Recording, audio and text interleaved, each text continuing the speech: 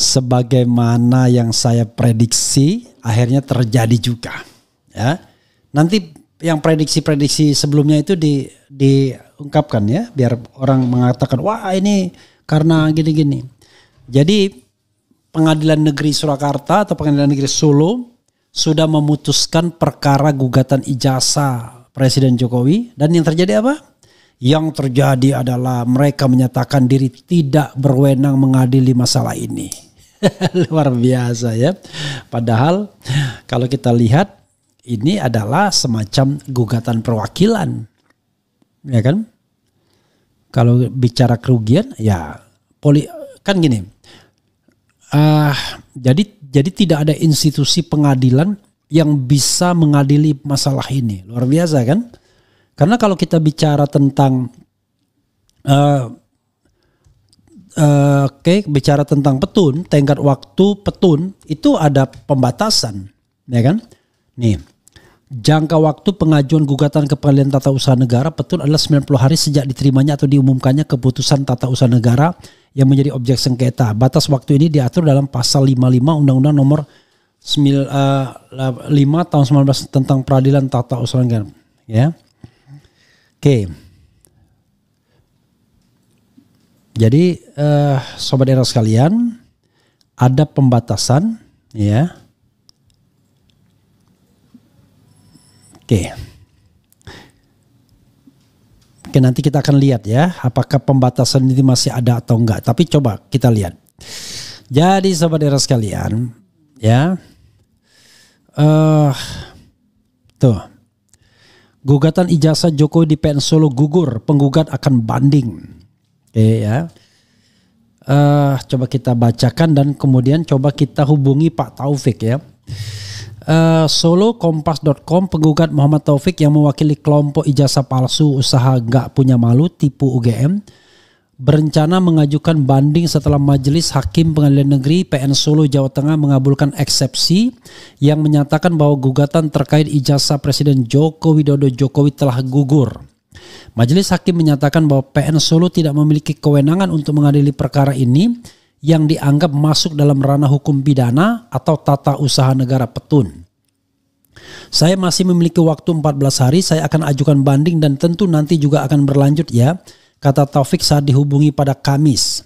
Taufik menilai putusan sela yang dilakukan secara virtual tersebut bukanlah kemenangan bagi para tergugat, melainkan menunjukkan ketidakberpihakan majelis hakim terhadap pihaknya. Jadi ini bukan disebut kemenangan, tapi saya mengatakan ternyata hakim itu masih dibawa bayang-bayang ketakutan. Hakim itu masih menyimpan perutnya itu dengan rasa takut dan itu sudah kami prediksi tadi pagi, ungkapnya.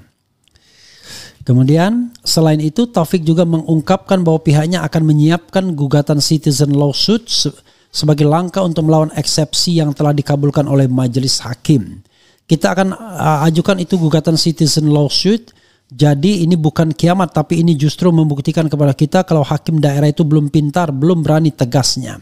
Sementara itu kuasa hukum Jokowi YB Irfan menjelaskan bahwa majelis hakim telah mengabulkan eksepsi secara keseluruhan dari tergugat 2, 3, dan 4 serta menyatakan bahwa PN Solo tidak berwenang mengadili perkara ini. Yang kedua menyatakan bahwa Pengadilan Negeri tidak berwenang mengadili perkara ini. Yang ketiga menghukum penggugat untuk membayar biaya perkara 506.000. Jelas Irfan, dengan adanya putusan sela ini persidangan di PN Solo terkait tudingan ijazah palsu tidak akan melanjutkan pemeriksaan pokok perkara kecuali jika banding diajukan. Maka berakhirlah sudah perkara tersebut untuk tidak berlanjut dalam pemeriksaan pokok perkara. Nah, kecuali banding, tambah Irfan.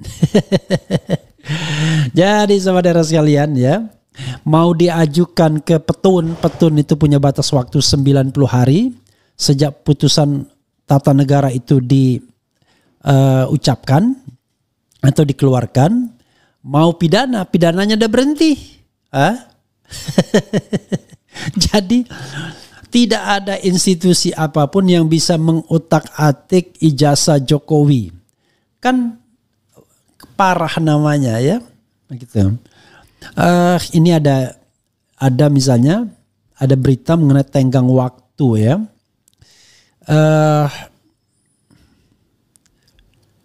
Nih, tenggang waktu gugatan keputusan TUN kembali dipersoalkan. ada nggak berita ya, jika ditujukan langsung pada pihak pertama maka dapatlah berlaku ketentuan 90 hari ini. Tetapi pemohon bukanlah pihak yang ditujukan langsung oleh keputusan tersebut. 90 hari ya. Coba nanti kita lihat lagi ya, apakah 90 hari itu tetap digunakan di petun atau tidak. Karena sekali lagi, sepanjang atau sependek yang saya tahu, kalau kita menyampaikan gugatan di Pengadilan Tata Usaha Negara menurut Undang-Undang Tata Usaha Negara, Pengadilan Tata Usaha Negara itu hanya dapat diajukan selama 90 hari sejak putusan Tata Usaha Negara dikeluarkan. Nah, apakah ada perubahan atau tidak saya agak lupa ingat, tetapi intinya adalah kalau diajukan ke petun ditolak juga karena ini sudah barang yang sudah bertahun-tahun kan begitu. Oke. Dan kemudian yang berikutnya pidana sudah selesai di Bareskrim.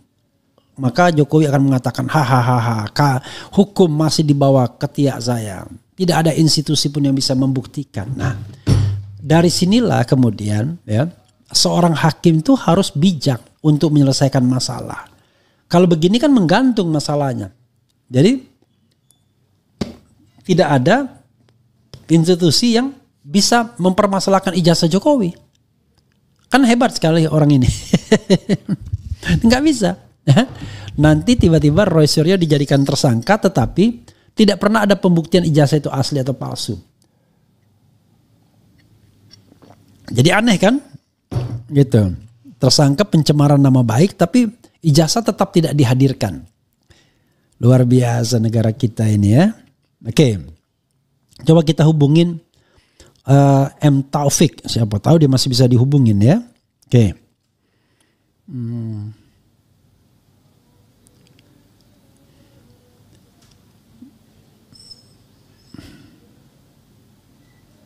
Taufik, M. Taufik.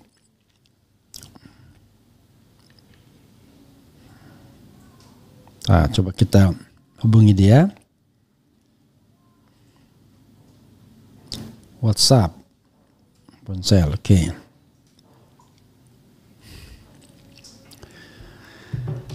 Luar biasa ya. Saya udah menduga sih akan dinyatakan, istilahnya bukan ditolak, dinyatakan tidak dapat diterima atau NO ya. Jadi Pengadilan Negeri Surakarta menyatakan dirinya tak berwenang.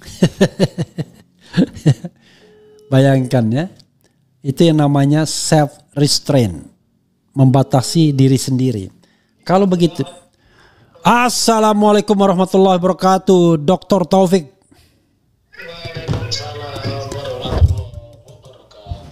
Posisi ada di mana? Posisi di atas kereta. Oh, di atas kereta malam. 1,5 jam lagi sampai Semarang. Gimana? Bukan, di atas kereta malam. Dengan kereta malam, kudu kepulang sendiri. Kalau ini kereta siang nih, berangkatnya jam 2 kurang 1/4 soalnya. Kenapa Anda nggak mampir ke RH Channel, padahal Anda ke Jakarta? Nah, iya, waktunya terbatas banget. Semalam itu kan menemukan peristiwa yang bagus ya. Sayangnya pulangnya sudah 11:30, jadi kan nggak enak itu kalau malam-malam. Kan katanya Bang Refli, kalau ke main ke studio saya jangan malam-malam, Bang. Kita ikutin itu. Kan sudah saya undang. Iya, rencananya sebenarnya mau datang pagi tadi kita ketemu sama Lutfi Hakim, ya mantan asosiatnya Biyung Nasution. Iya. Ketemu sama Wirawan Adnan juga begitu. Jadi waktunya mepet di Jakarta, ya sudah 11:30 sampai di situ langsung berangkat ke stasiun. Begitu. Itu ada suara anak kecil atau cucu atau gimana itu? Nah, ini kan di atas kereta. Oh. Atau gini. Masuk suaranya ya. Ya, jadi begini. Pak Taufik, Pak Dr. Taufik pakai Q ya kan? Saya lagi breaking news ini dan menemukan fakta ternyata tak ada pembuktian ijazah palsu. PN Solo nyatakan tidak berwenang. Itu judul kita. Dan sudah kita bacakan tadi Kompas yaitu gugatan ijazah Jokowi di PN Solo gugur. Penggugat akan banding. Komentar Anda? Betul. Ya. Komentar saya bahwa kalau saya membaca putusan itu ada celah ya. Yang pertama bunyi putusan nomor 99 PDTG garing PNSKT 2025 itu satu mengatakan mengabulkan eksepsi dari tergugat 1, 2, 3, dan 4, mengatakan Pengadilan Negeri Surakarta tidak berwenang mengadili. Yang ketiga merintahkan penggugat membayar Rp506.000, dan yang saya tentu mengatakan banding terhadap gugatan tersebut itu kita sudah prediksi dari awal. Tetapi kalau membaca gugatan itu dari amarnya saja masih ada celahnya apa, bahwa kita ini tidak dikatakan tidak memiliki legal standing. Jadi itu nilai positifnya. Di celah-celah putusan itu masih ada kelemahan juga dari putusan bahwa kita tidak dinyatakan tidak memiliki legal standing. Artinya kita itu masih bisa mengajukan gugatan atau kita perbaiki itu kemudian kita nyatakan banding atau membuat gugatan baru dan seterusnya, atau mengajukan gugatan di tempat lain.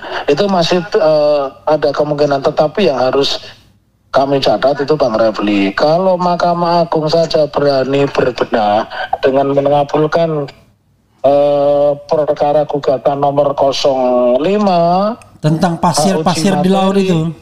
Ya, hak uji materi ya tertanda Mahkamah Agung RI 2025. Ya, ini saya jadi bertanya, apa yang diperbuat oleh Presiden ke-8 Prabowo dengan menaikkan gaji pokok 280 kan jadi nggak ngefek ini. Kalau masih ada hakim yang berpikir bahwa perutnya itu ada di pemerintah, itu yang pertama. Yang kedua, bahwa hakim itu juga perlu perutnya ada di pemerintahan yang lama gitu ya.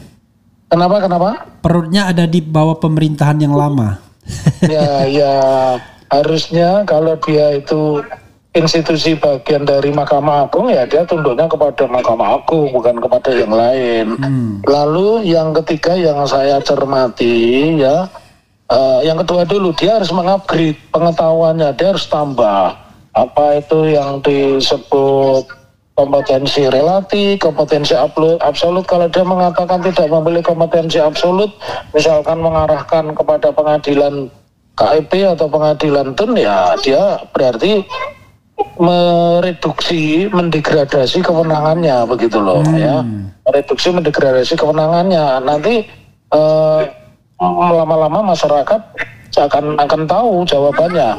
Kemudian yang ketiga ya, dengan putusan tersebut menunjukkan masih ada intervensi atau campur tangan dari institusi atau kekuatan lain ya.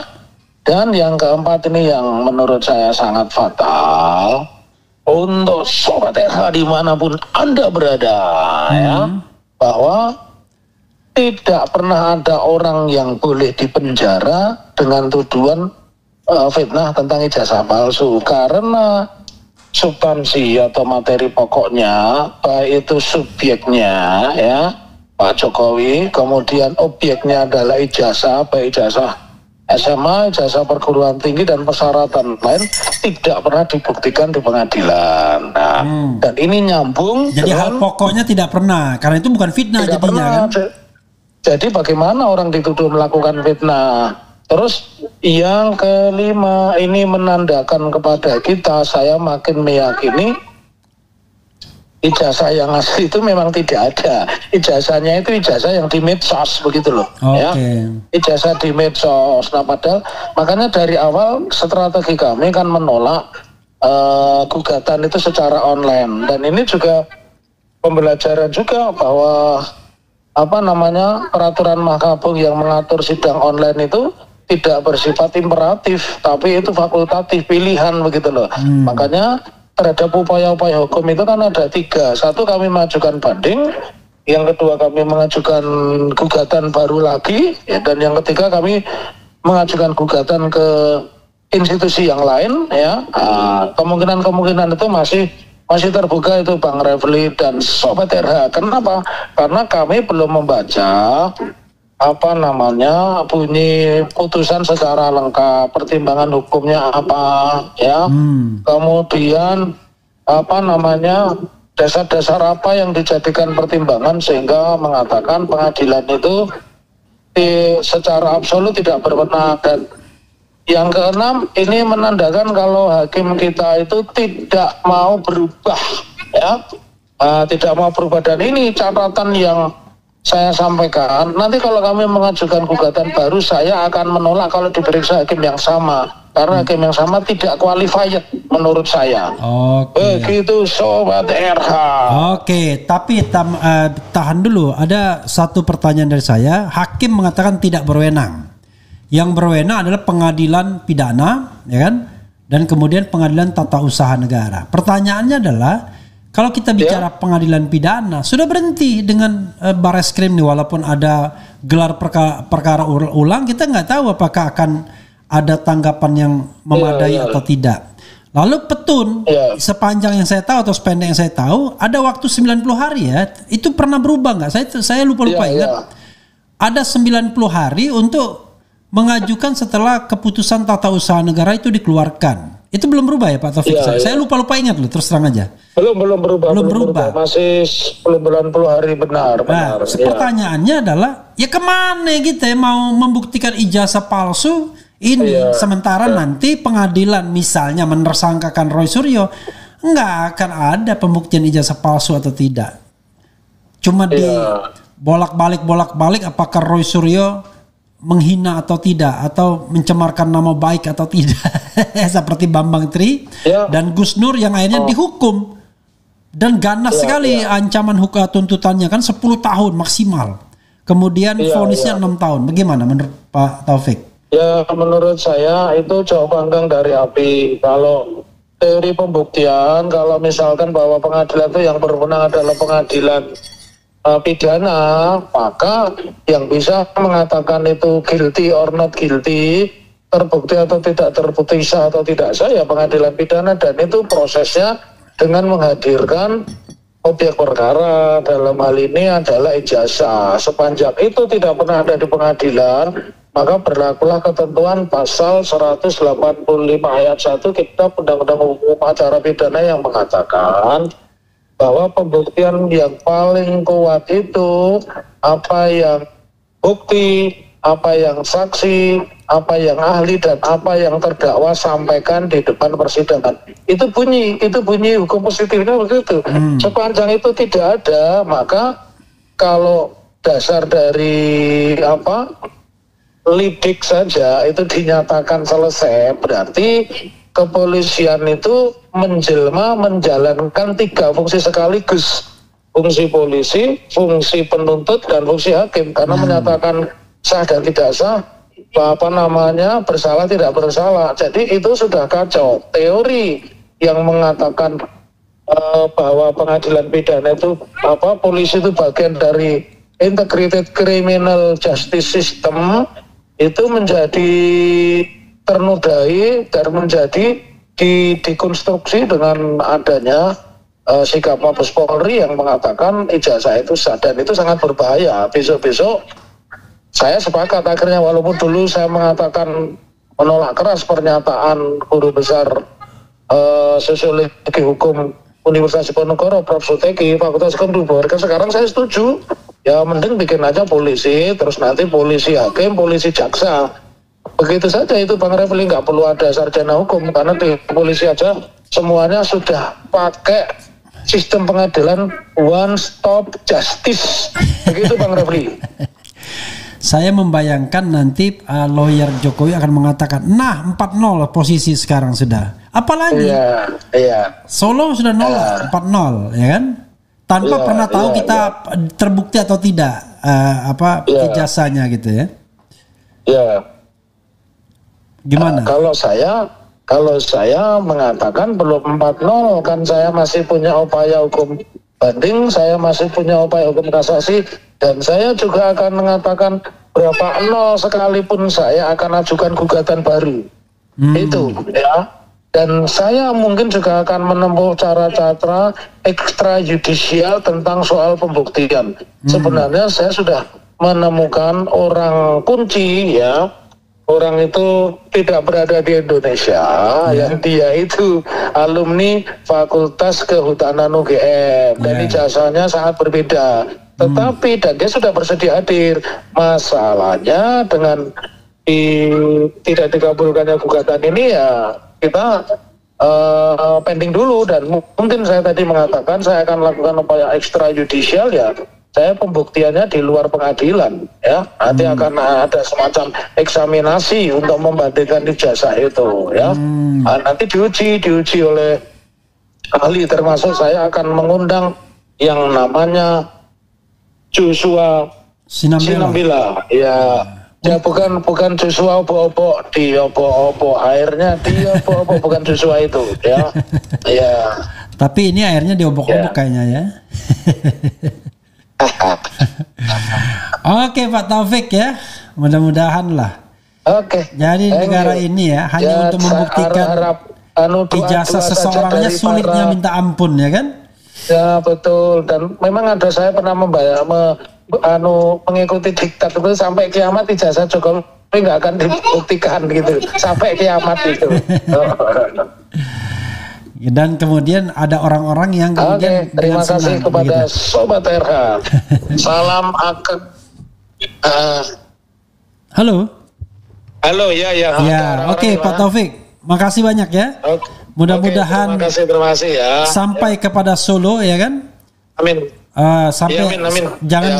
Jangan Anda gejak juk gitu. Suara kereta. Oke, begitu aja ya. Yuk, assalamualaikum warahmatullahi wabarakatuh. Ya, saudara sekalian, itu dari Dr. Taufik ya, penggugat prinsipal dalam kasus gugatan ijazah Jokowi di Pengadilan Negeri Surakarta.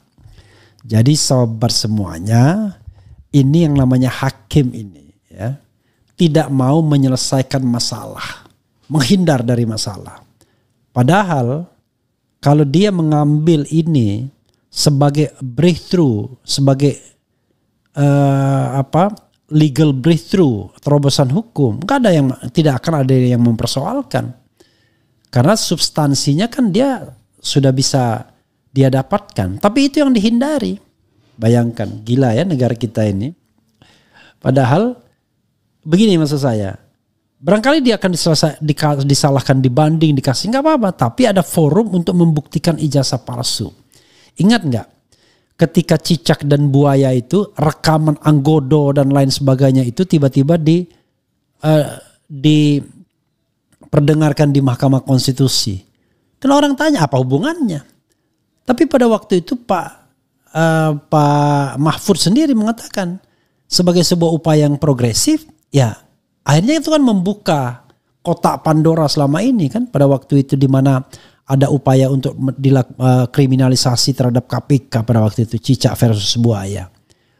Nah sekarang pertanyaannya adalah, kalau tidak ada satupun institusi yang diperbolehkan untuk menguji ijazah yang so-called dianggap asli, bagaimana kita negara sebesar ini? Sampai sekarang nggak ada. Yang ada adalah apa yang dikatakan oleh Rismond, oleh Roy Suryo, yang saya yakini itu akan benar kalau seandainya ijazah aslinya disampaikan. Karena pasti tidak berubah, kurang lebih sama saja. Face recognition, kemudian ELA dan lain sebagainya dan lain sebagainya. Jadi nih saya sudah melakukan itu ya. Ngeri skenario ini, andai benar ternyata. Satu, gugatan PN Solo no itu bukan no, itu NO ya, dinyatakan tidak dapat diterima, itu NO namanya. 2, ijazah dinyatakan asli, itu oleh Bareskrim. 3, kasus pencemaran dan fitnah jalan terus, Roy Suryo dan kawan-kawan tersangka. Ya udah bisa kita prediksi. Ini skenario yang dijalankan oleh sebuah kekuatan ya, nggak tahu ya, oleh sebuah geng ya. Kalau bisa semuanya saja rakyat Indonesia ditersangkakan yang mempermasalahkan ijazah gitu ya. Biar rame-rame itu. Ada 200 orang yang jadi tersangka termasuk topi merah segala. Luar biasa ya. Oke, kita bacakan ya. Komentar sobat era sekalian. Terus usut ijazah palsu Jokowi sampai raja bohong mengakuinya dengan kesadarannya. Kemudian Bang Refli, Jokowi seharusnya segera dicekal, ada gelagat akan sudah kabur ke luar negeri. Bagaimana caranya dan siapa yang kompeten untuk mendesak pencekalan Jokowi ini ya? Ya nggak bisa dicekal, orang dia nggak punya kasus kan, kecuali kalau dia sudah ditetapkan sebagai tersangka dan lain sebagainya. Tapi bisa juga sih, sebenarnya kan itu kan tergantung begitu dijadikan tersangka langsung dicekal kan bisa aja. Tapi kan nggak ada keinginan itu ya. Kemudian negeri ini sudah menjadi negeri abal-abal, hukum berlaku pada rakyat kecil saja. Bang RH, sebenarnya yang bikin gaduh di negara kita ini adalah Jokowi dan gengnya semua. Satu-satunya kebohongan Jokowi yang punya bukti adalah saat mengatakan Kasmujo pembimbing skripsinya. Disampaikan dulu Bang sama Roy CS. Disampaikan dong. Kemudian sore sian apa? Memang palsu, seharusnya TNI yang membantu rakyat menangkap Jokowi. Kemudian institusi hukum negara kita tidak mau jujur karena memang berat, karena hukum di negeri kita tersandra. Oke. Hakim-hakim di PN Solo gelarnya dari UPP. Kemudian pengaduan dagelan, hanya pengadilan akhirat tidak bisa kong kali kong. Yang waras percaya bahwa ijazah Jokowi palsu, yang ODGJ percaya asli, fotonya saja foto orang lain. Hukum sudah rusak di negeri Konoha. Ijazah Jokowi ngumpet gorong-gorong. Yang palsu ditutup-tutupi akankah jadi asli?